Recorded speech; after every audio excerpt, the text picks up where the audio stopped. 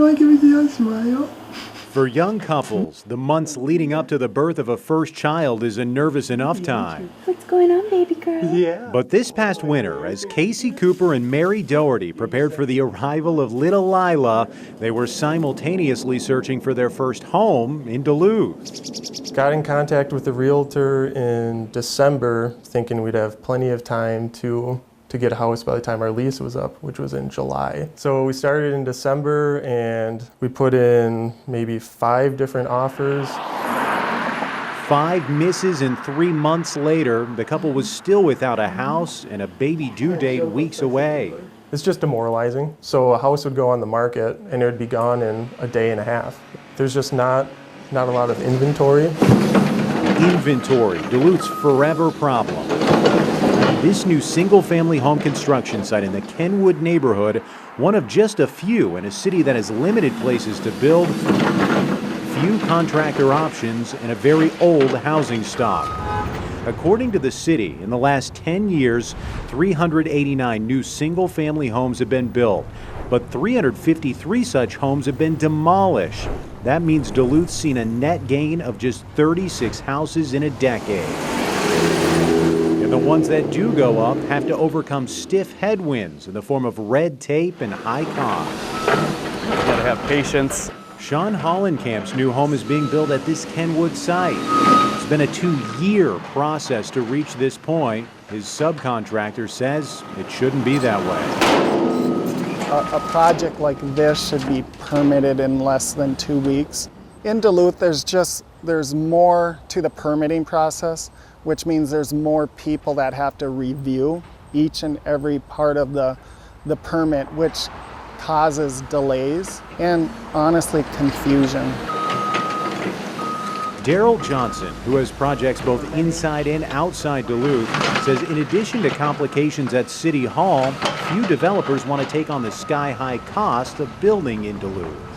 To expand developments in Duluth, the developer himself would have to extend the city roads, the city water, and the city sewer. That portion of the project is very expensive and it stops lots from being developed. He says the city getting that infrastructure in place for developers to come in and build would be a game changer. But if we're in a need of housing, we need the city to step up and help also. The city has stepped up before. Prior to COVID, this Hawk Ridge subdivision resulted from a Duluth HRA project. The city putting in streets, curbs, and utilities and selling individual plots to private developers at market rate. It was a success story, but one developers say they need more of.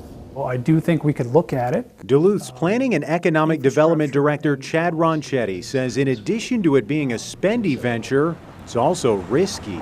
Cities used to do that a lot more so prior to the 2008 crisis. The stock market crashed. They were plowing money into infrastructure and building it, and when the meltdown happened, they were left with infrastructure without any housing. They were saddled with the debt service.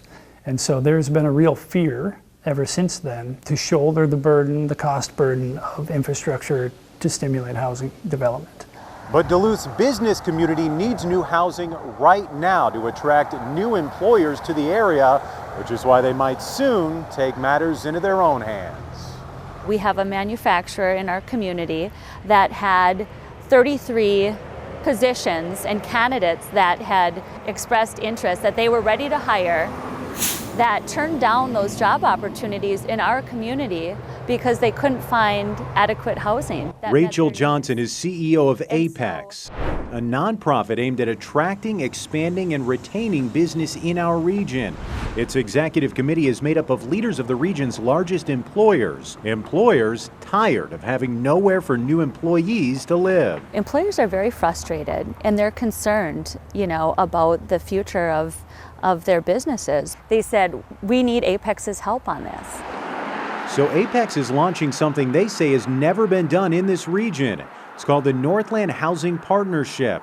The goal, create a pot of $50 million from area employers to get the ball rolling on new housing subdivisions. So this fund will be used to lend money to a developer to allow them to pencil out their project.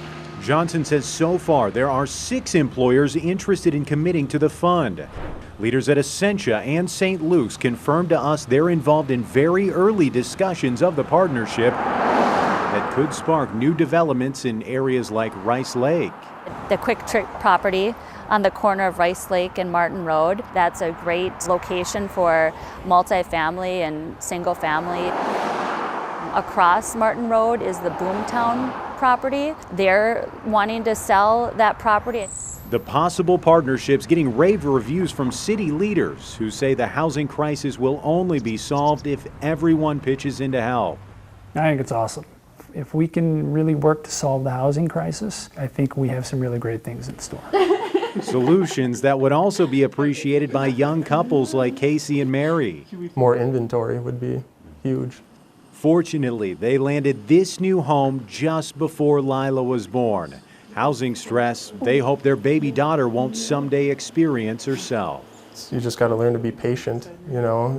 Eventually the right house will come around, but it's when you're in the thick of it and you're against the deadline, it's very frustrating.